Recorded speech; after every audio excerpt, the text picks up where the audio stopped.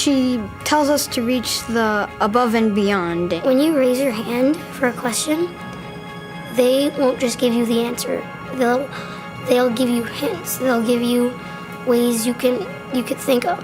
They keep you motivated and influenced and all that things. Even if you're down, they still make you proud of where you come from and who you are. All students, no matter what their background and their origin, are entitled to a world-class education and can thrive if given the circumstances and the opportunities to achieve. I'm from something called the Minnesota Business Partnership. That's about 100 of the top companies in terms of employment here in the state. We employ over 400,000 people here in the state of Minnesota. And it's very important for us that we have a well-educated workforce. What's a workforce? Well, that's you in 10, 15, or 20 years. This validation, this recognition from the Minnesota Business Partnership really has shined a bright light on the efforts of our staff here. This isn't something that's been happening overnight. This is the work that's been going on for 15 years at Longfellow. Our 45-15 schedule, it's a unique calendar. With those quarters that we have, we push really hard. We get really far.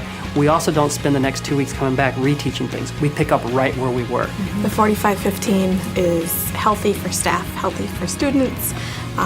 There really is a lot less reteaching. Within Longfellow, we meet every 12th day.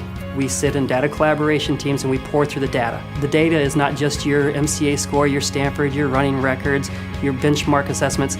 It's, look at all these gold slips this kid's getting. Oh, we got a couple disciplines here. What are we going to do about that? Or, hey, what are some shining moments that happened at recess today? We talk about the child in a global perspective.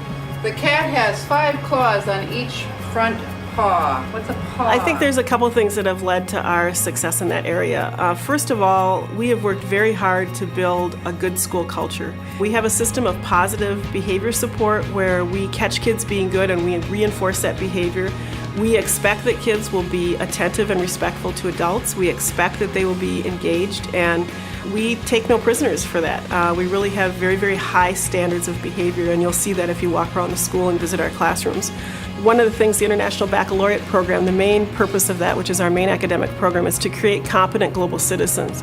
And in order to do that, you need to be a good thinker. You need to be a good communicator. You need to speak second or third or fourth language. You need to be a risk taker. You need to care about the world and care about learning about other places. And all of those things are things that businesses are looking for. And our students are really excited about learning. They love learning. And it's because of our curriculum and the way we teach. We have at-will contracts.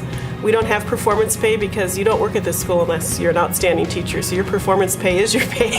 And it makes a huge difference because every teacher in this building is an exceptional teacher. You could do that at a charter school. It's very difficult to do that at public schools because of tenure laws. Well, we've learned that successful schools really are the result of terrific leadership, terrific principals in place, committed faculty, engaged faculty and principals have a way of communicating to the students how important education is and how fun it can be. Well, we're very excited to have won this award from the Minnesota Business Partnership because it's great recognition for our students, and to have a group of business people externally, without us even knowing, look at what the school has done and evaluate us and make a judgment that the kids are doing a good job is just very, very important to us. Well, there's 2 purposes to the honor that we give tonight. One, to recognize the 2 schools and all of their successes.